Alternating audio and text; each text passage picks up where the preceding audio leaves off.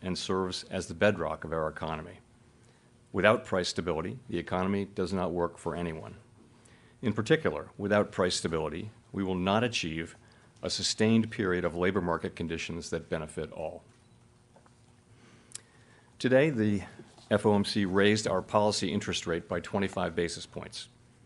We continue to anticipate that ongoing increases will be appropriate in order to attain a stance of monetary policy that is sufficiently restrictive to return inflation to 2% over time. In addition, we are continuing the process of significantly reducing the size of our balance sheet. Restoring price stability will likely require maintaining a restrictive stance for some time. I will have more to say about today's monetary policy actions after briefly reviewing economic developments. The U.S. economy slowed significantly last year, with real GDP rising at a below-trend pace of 1%. Recent indicators point to modest growth of spending and production this quarter. Consumer spending appears to be expanding at a subdued pace, in part reflecting tighter financial conditions over the past year. Activity in the housing sector continues to weaken, largely reflecting higher mortgage rates. Higher interest rates and slower output growth also appear to be weighing on business fixed investment. Despite the slowdown in growth, the labor market remains extremely tight, with the unemployment rate at a 50-year low, job vacancies still very high, and wage growth elevated. Job gains have been robust, with employment rising by an average of 247,000 jobs per month over the last 3 months. Although the pace of job gains has slowed over the course of the past year and nominal wage growth has shown some signs of easing, the labor market continues to be out of balance. Labor demand substantially exceeds the supply of available workers, and the labor force participation rate has changed little from a year ago. Inflation remains well above our longer-run goal of 2%. Over the 12 months ending in December, total PCE prices rose 5.0%. Excluding the volatile food and energy categories, core PCE prices rose 4.4%. The inflation data received over the past 3 months show a welcome reduction in the monthly pace of increases. And while recent developments are encouraging, we will need substantially more evidence to be confident that inflation is on a sustained downward path. Despite elevated inflation, longer-term inflation expectations appear to remain well anchored, as reflected in a broad range of surveys of households, businesses, and forecasters, as well as measures from financial markets. But that's not grounds for complacency. Although inflation has moderated recently, it remains too high. The longer the current bout of high inflation continues, the greater the chance that expectations of higher inflation will become entrenched. The Fed's monetary policy actions are guided by our mandate to promote maximum employment and stable prices for the American people. My colleagues and I are acutely aware that high inflation imposes significant hardship as it erodes purchasing power, especially for those least able to meet the higher costs of essentials like food, housing, and transportation. We are highly attentive to the risks that inflation poses to both sides of our mandate, and we are strongly committed to returning inflation to our 2% objective. At today's meeting, the committee raised the target range for the federal funds rate by 25 basis points, bringing the target range to 4.5% to 4.75%. And we are continuing the process of significantly reducing the size of our balance sheet. With today's action, we have raised interest rates by 4.5 percentage points over the past year. We continue to anticipate that ongoing increases in the target range for the federal funds rate will be appropriate in order to attain a stance of monetary policy that is sufficiently restrictive to return inflation to 2% over time. We are seeing the effects of our policy actions on demand in the most interest-sensitive sectors of the economy, particularly housing. It will take time, however, for the full effects of monetary restraint to be realized, especially on inflation. In light of the cumulative tightening of monetary policy and the lags with which monetary policy affects economic activity and inflation, the committee decided to raise interest rates by 25 basis points today, continuing the step down from last year's rapid pace of increases. Shifting to a slower pace will better allow the committee to assess the economy's progress toward our goals as we determine the extent of future increases that will be required to attain a sufficiently restrictive stance. We will continue to make our decisions meeting by meeting, taking into account the totality of incoming data and their implications for the outlook for economic activity and inflation. We have been taking forceful steps to moderate demand so that it comes into better alignment with supply. Our overarching focus is using our tools to bring inflation back down to our 2% goal and to keep longer-term inflation expectations well anchored. Reducing inflation is likely to require a period of below-trend growth and some softening of labor market conditions. Restoring price stability is essential to set the stage for achieving maximum employment and stable prices over the longer run. The historical record cautions strongly against prematurely loosening policy. We will stay the course until the job is done. To conclude, we understand that our actions affect communities, families, and businesses across the country. Everything we do is in service to our public mission. We at the Fed will do everything we can to achieve our maximum employment and price stability goals. Thank you, and I look forward to your questions.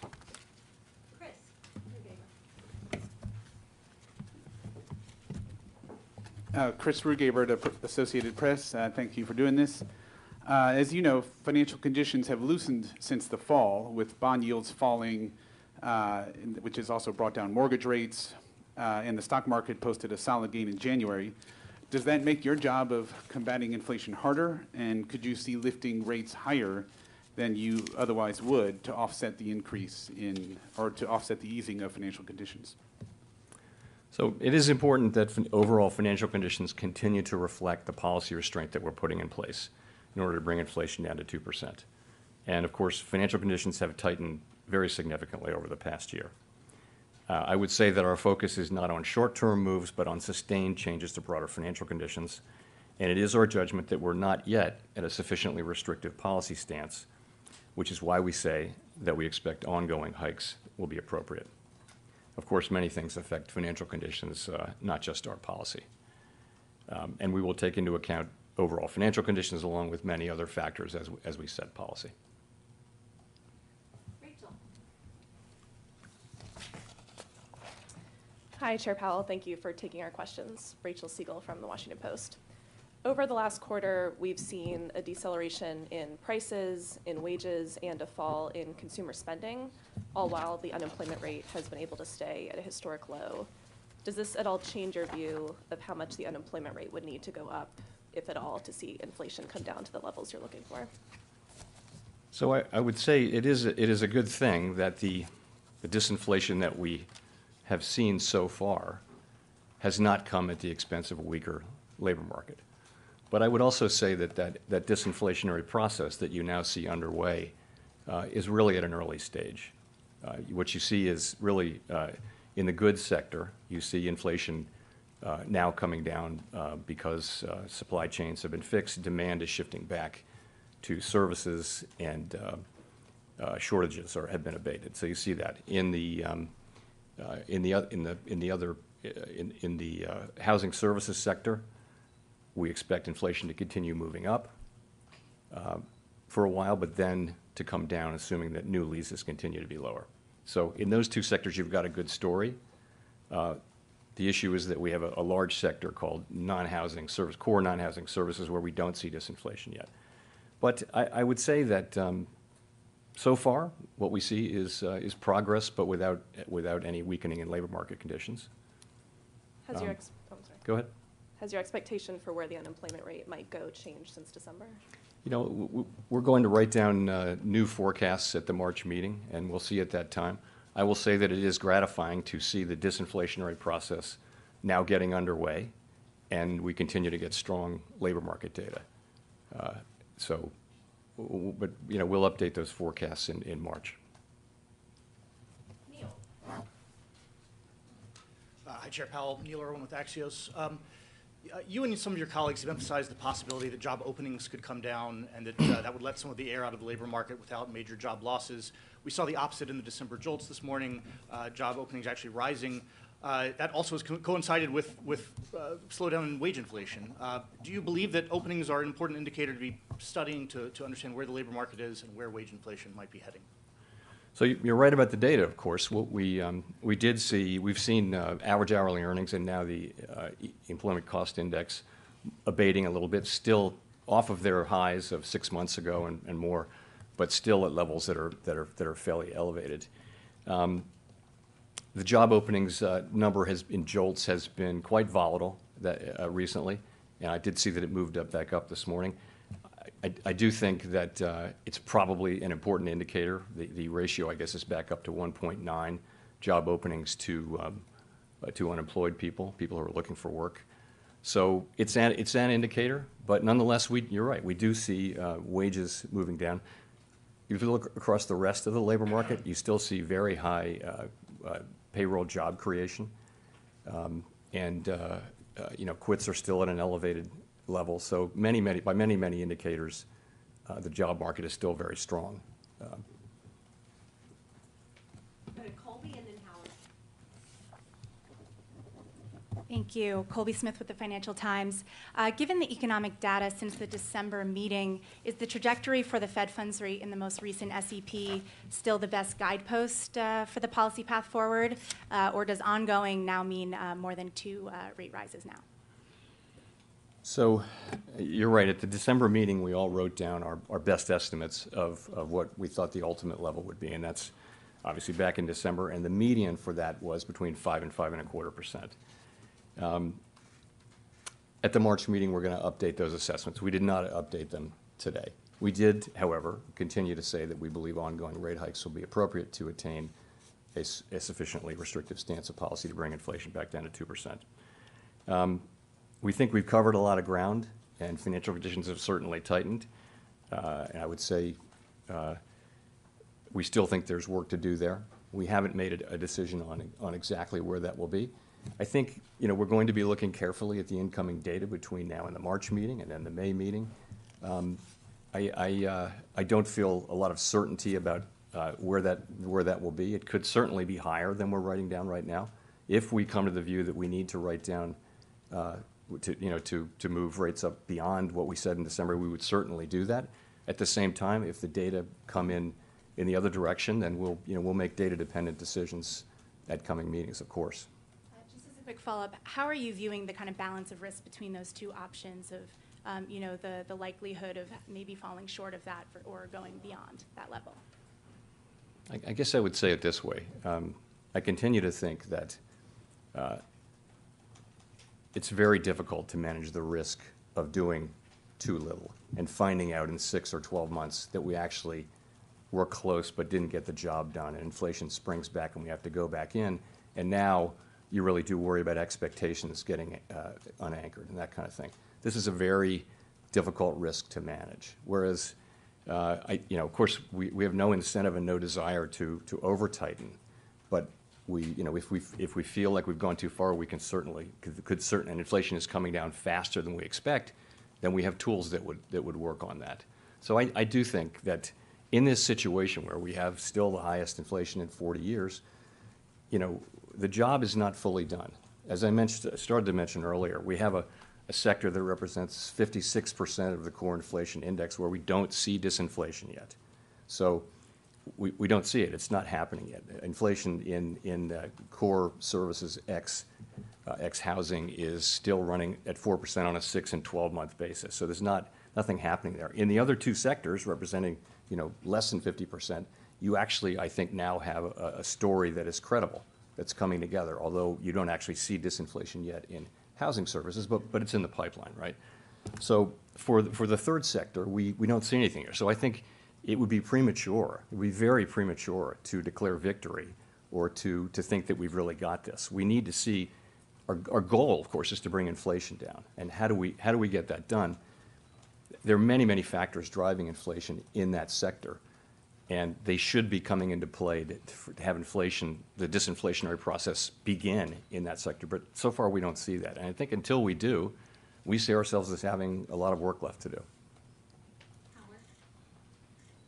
Howard Schneider with Reuters, and thanks as usual. So I just wanted to connect a couple dots here. The statement's made a number of changes that seem to be saying things are getting better. You're saying inflation has eased. That's new. You've taken out references to the war in Ukraine as causing price increases. You've taken out references to the pandemic.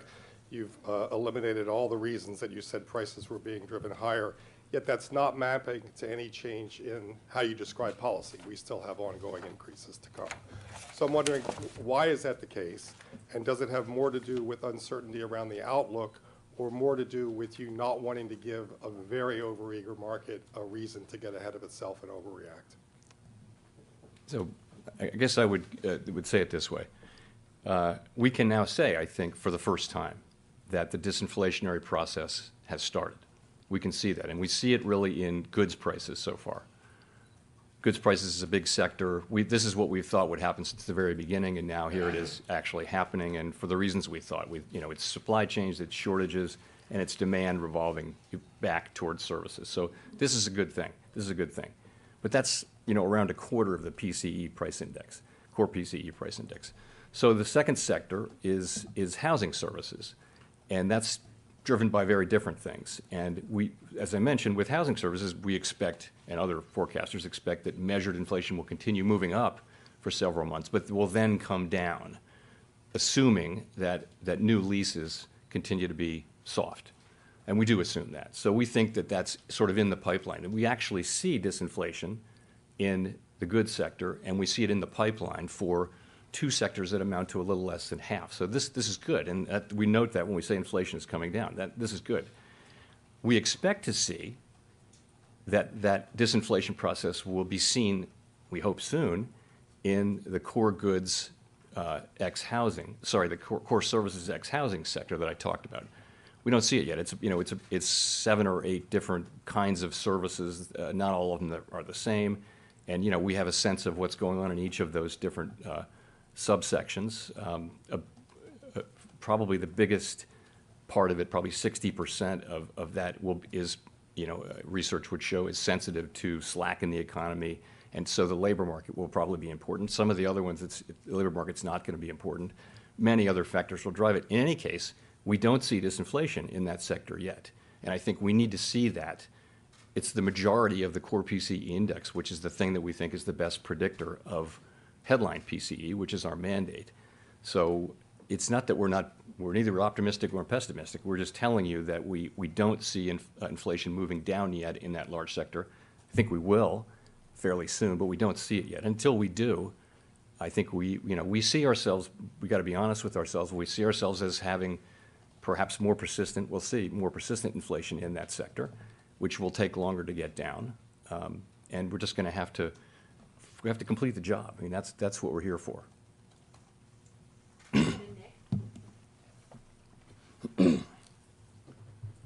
Nick Timmeros, the Wall Street Journal.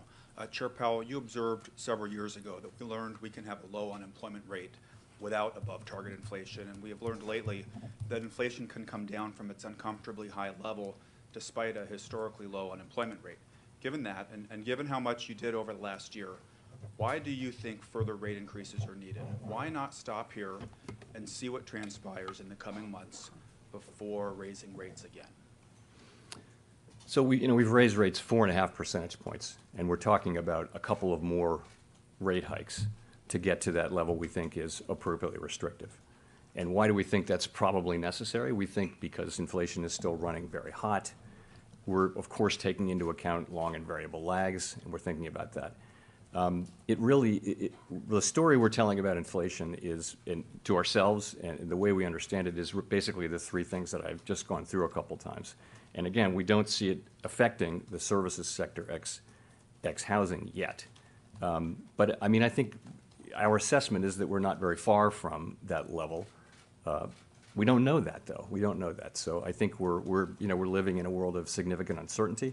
I would look across the spectrum of rates and see that real rates are now positive, by an appropriate set of measures, are positive across the yield curve. I think policy is restrictive.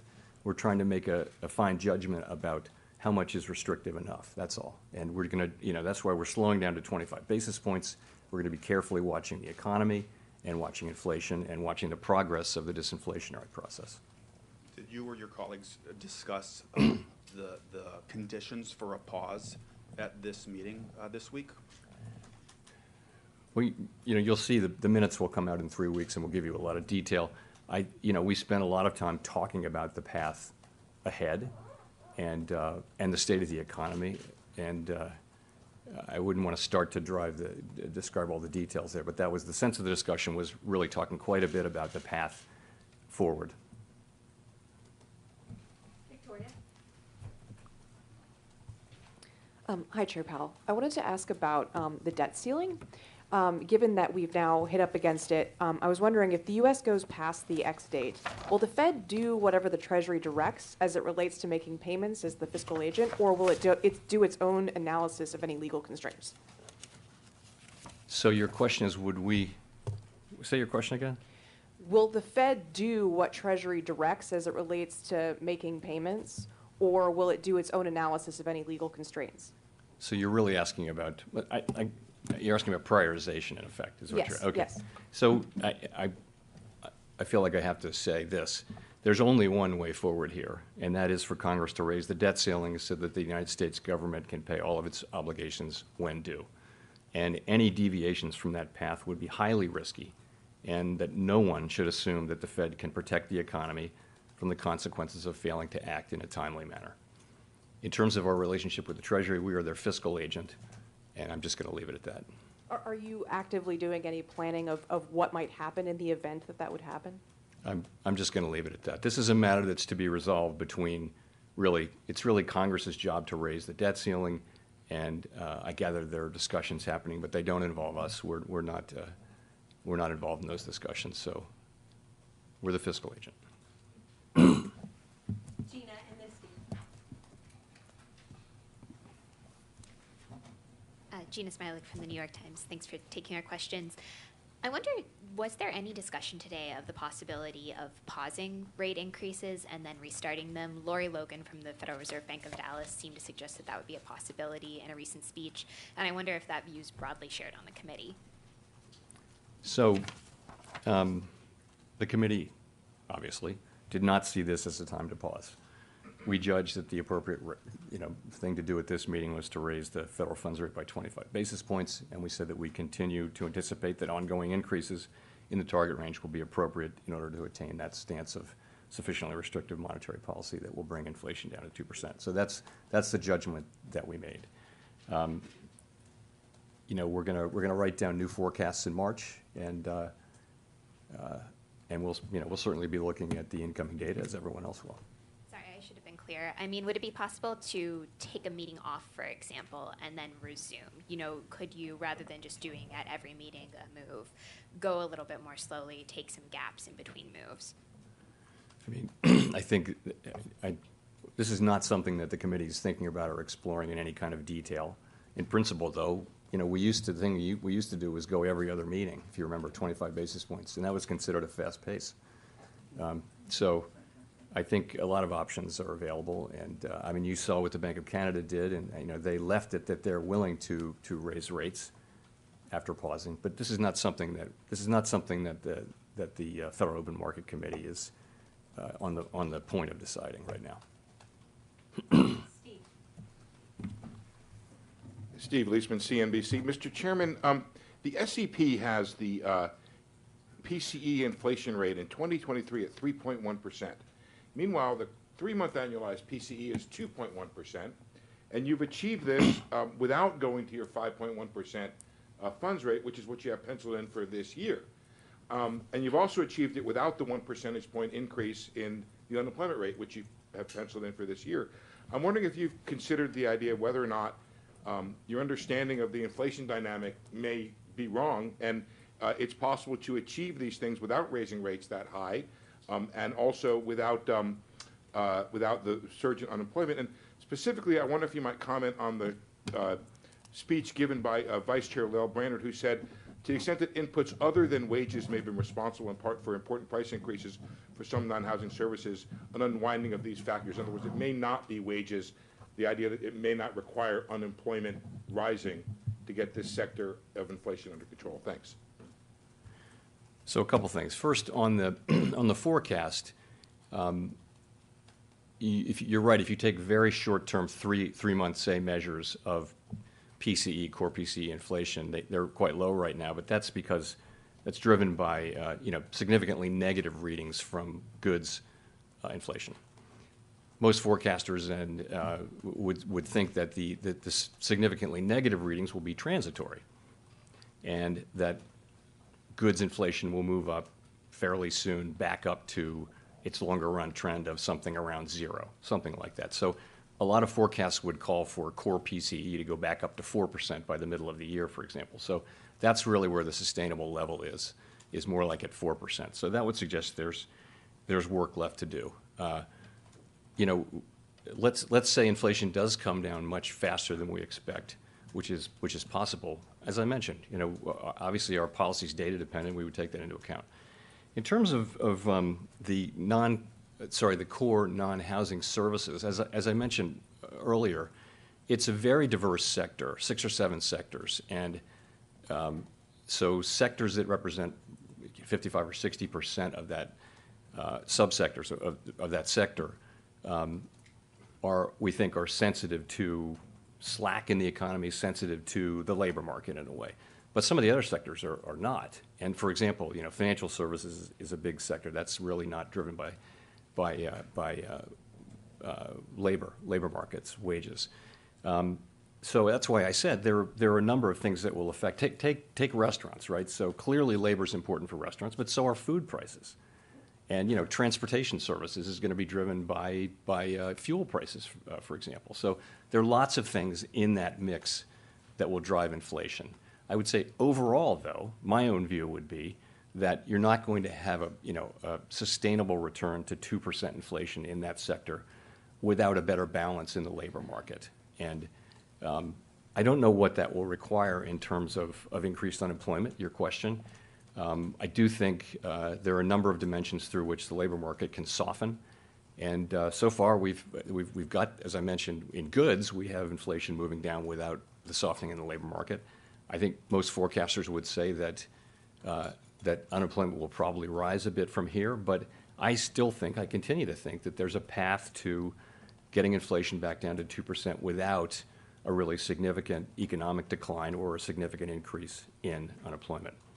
And that's because the setting we're in is quite different. The inflation that we originally got was very much a collision between very strong demand and hard supply constraints, not something that you really have seen in prior business cycles. And so now we see goods inflation coming down for the reasons we thought, and we understand why housing inflation will come down. And I think a story will emerge on the non-housing services sector soon enough. But I think there's ongoing disinflation, and we don't yet see weakening in the labor market. So we'll have to see. Can we get there with 5%? Certainly possible. Yeah, absolutely, it's possible. It's a question no one really knows. I think it's because this is not like the other business cycles in so many ways. It may well be that that it will take more slowing than we expect, than I expect, to get inflation down to 2%. But I don't. That's not my base case. My base case is that the economy can return to 2% inflation without a really significant downturn or a really big increase in unemployment. I think that's a possible outcome. I think many forecasters would say it's not the most likely outcome, but I would say there's a chance of it.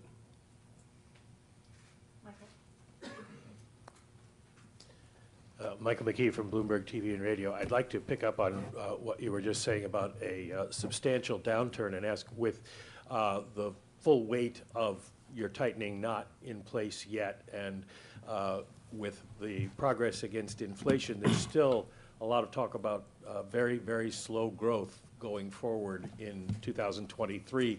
And the recession indicators are all suggesting that we are going to see recession this year. So I'm wondering if you've changed your view, or you have a more nuanced view of what you think the danger to economic growth is going forward, and whether you're very close to perhaps tipping it into the wrong place, which calls for more restraint on your part. So I do think most forecasts and my own assessment would be that growth will continue, positive growth will continue, but at a subdued pace, as it did last year. We had growth of GDP growth of 1% last year, and also final sales growth, which we think is a better indicator of about 1%.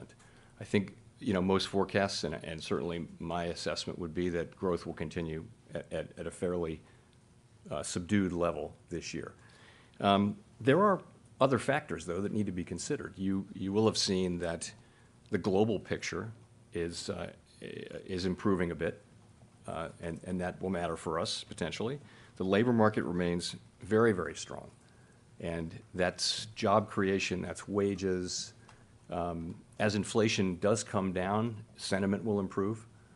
You also, state and local governments are really flush these days with money, and many of them are considering tax cuts or even sending checks.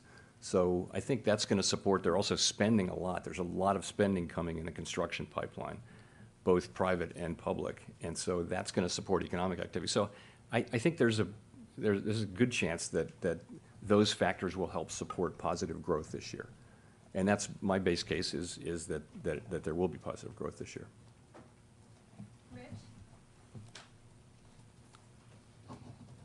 Thank you. Rich Miller from Bloomberg. First of all, how are you doing?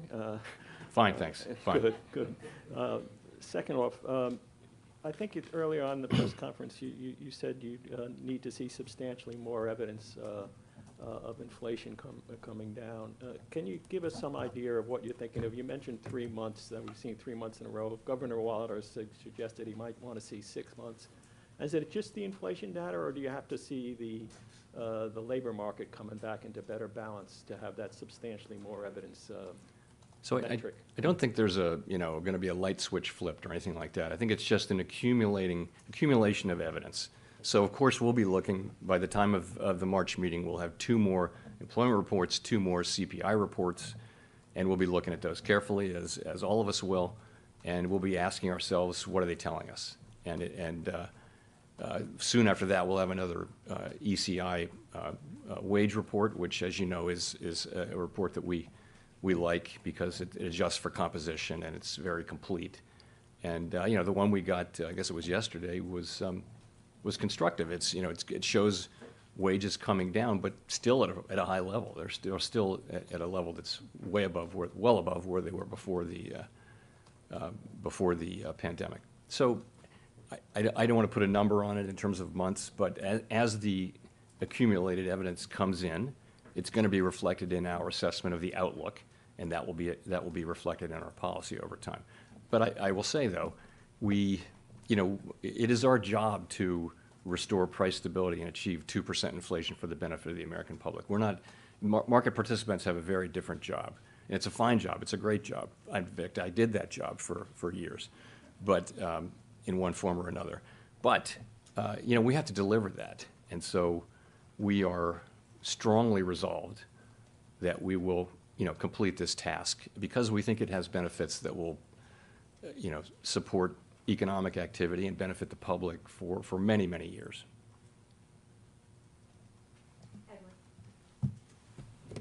Thank you, Michelle. Thank you, Fed Chairman, for taking the questions. So you've talked about we had solid job growth. I'm Edward Lawrence from Fox Business, by the way. We had solid job growth, a slight falling in the increase in consumer spending. It seems so far it's been relatively mild from the economy to go from a 9.1% CPI inflation to 6.5% CPI inflation. Is the hard part yet to come, to go from 6.5 to 2? I don't think we know, honestly.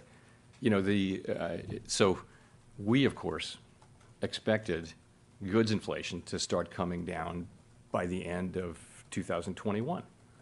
And it didn't. It didn't come down all through 22. And now it's coming down, and it's coming down pretty fast.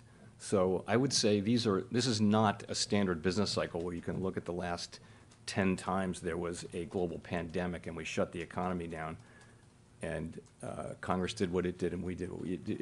It's unique. So I think certainty is just not appropriate here. Inflation, it's just harder to forecast inflation. It may come down faster. It may take longer to come down. And our job is to deliver inflation back to target, and we will do that. But I think we we're going to be cautious about declaring victory and, sending signals that we think that the game is won, because we've got a long way to go. It's the early stages of disinflation, and it's most welcome to be able to say that we are now in disinflation. But that's great, but we just see that it has to spread through the economy and that it's going to take some time. That's all. How long do you see then the federal funds rate remaining at this elevated level? So my forecast and that of my colleagues, as you will see from the SEP, and there are many different forecasts, but generally it's a forecast of slower growth, some softening in labor market conditions, and inflation moving down steadily, but not quickly. And in that case, if the economy performs broadly in line with those expectations, it will not be appropriate to cut rates this year, to loosen policy this year. Of course, other people have forecasts with inflation coming down much faster. That's a different thing. If that happens, if inflation comes down much faster, then we'll be seeing that, and it will be incorporated into our thinking about policy. Simon. Thank you, Chair Powell. Simon Rabinovich with The Economist. May I ask a further question about the language around ongoing increases? That, of course, implies at least 2 further rate rises. If you look at Fed Fund futures pricing, the implication is that you'll raise rates one more time and then pause. Are you concerned about that divergence, or do you think if everything breaks right, is that a plausible outcome? I'm not particularly concerned about the divergence, no, because it is largely due to the market's expectation that inflation will move down more quickly. I think that's the bigger part of that. So again, as I just mentioned, our forecasts, different participants have different forecasts, but generally those forecasts are for continued subdued growth, some softening in the labor market, but not a recession, and we have inflation moving down, into the somewhere in the mid-3s or maybe lower than that this year. We'll update that in March, but that's what we thought in December. Markets are past that. They show inflation coming down in some cases much quicker than that. So we'll just have to see. And we have a different view, it's a different forecast, really. Given our outlook, I don't see us cutting rates this year if our outlook turns true. As I mentioned just now, if we do see inflation coming down much more quickly, that'll play into our policy setting, of course.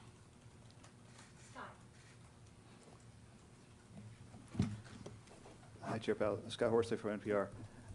One of the changes in the statement this month is that the committee is no longer listing public health as among the data points you'll consider in assessing conditions.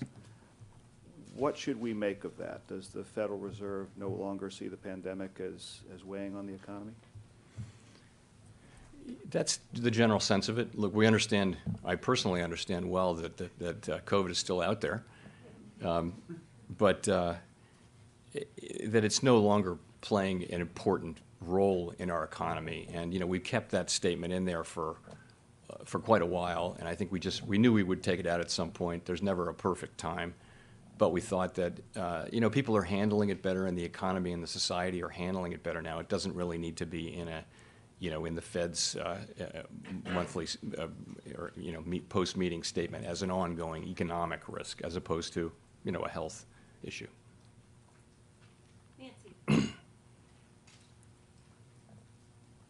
Hi, Chair Powell. Nancy Marshall-Genzer with Marketplace. Wanted to go back to another thing that Fed Vice Chair Lael Brainard said recently. She said she doesn't see signs of a wage price spiral. And I'm wondering if you agree with that. I do. Yeah, I do. I don't see that yet, but the whole point is, once you see it, you have a serious problem. That means that effectively in people's decision making, inflation has become a really salient issue, and once that happens, that's what we can't allow to happen. And so that's why we worry that the longer we're at this, and the longer people are talking about inflation all day long, every day, the more risk of something like that. But no, there's not much. It's more of a risk. It always has been more of a risk than anything else. By the way, I think it's becoming less salient, and people are, we pick that up in conversations, and I've seen some data too that show people are, gradually, they're glad that inflation's coming down. People really don't like inflation, and as we see it coming down, that could also add a boost to economic activity. You look at the sentiment surveys now, and they're very, very low. With 3.5% unemployment and, you know, high wage increases nominally by historical standards, why can that be? It has to be inflation, right? So I think once inflation is seen to be coming down in coming months, even, you will also see a boost to sentiment, I hope. So that's what you're looking at most closely is consumer expectations. That's at the very heart. It's consumers and businesses. Essentially, we believe that expectations of future inflation are a very important part of the process of creating inflation. That's a sort of a bedrock belief. In one way or another, it has to be. We think it's important. In this case, I would say the risk 8 months ago or so, longer-term inflation expectations had moved up. We moved quite vigorously last year. Expectations seem to be well anchored, including at the shorter end now, not just the longer end. So it's, you know, and I think that's very reassuring. I think, you know, the markets have decided and the public has decided that inflation is going to come back down to 2%, and it's just a matter of us following through. That's immeasurably helpful to the process of getting inflation down. The fact that people now do generally believe that it will come down, that'll be part of the process of getting it down, and it's a very positive thing.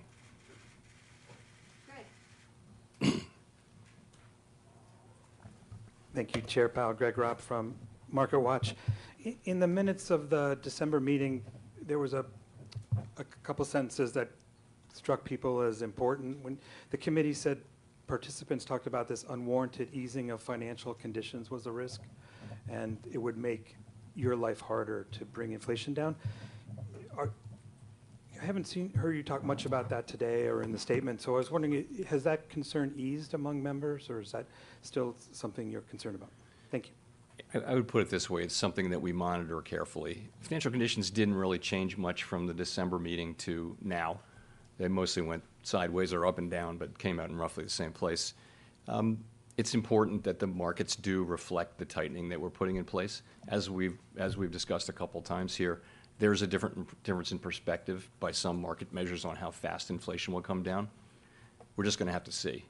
I mean, I'm not going to try to persuade people to have a different forecast, but our forecast is that it will take some time and some patience, and that we'll need to keep rates higher for longer. But we'll see. Go to Brendan for the last question. Hi, Chair Powell.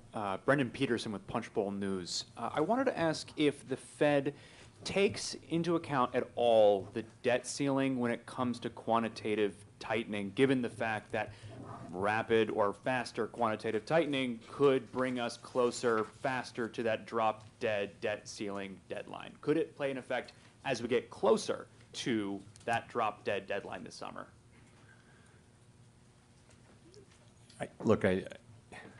It's very hard to think about all the different possible ramifications, and I think the answer is basically I don't think there's likely to be any important interaction between the two, because I believe Congress will wind up acting, and as it will and must in the end, to raise the debt ceiling in a way that doesn't risk, you know, the progress we're making against inflation and the economy and the financial sector. I believe that will happen. I believe it will happen. You know, we of course will monitor money market conditions carefully as the process moves on. For example, the Treasury General account will shrink down and then it will grow back up, and we understand there'll be lots of flows between there and the overnight repo facility and reserves. We understand all that. We're watching it carefully. We'll just be monitoring it. Thank you very much.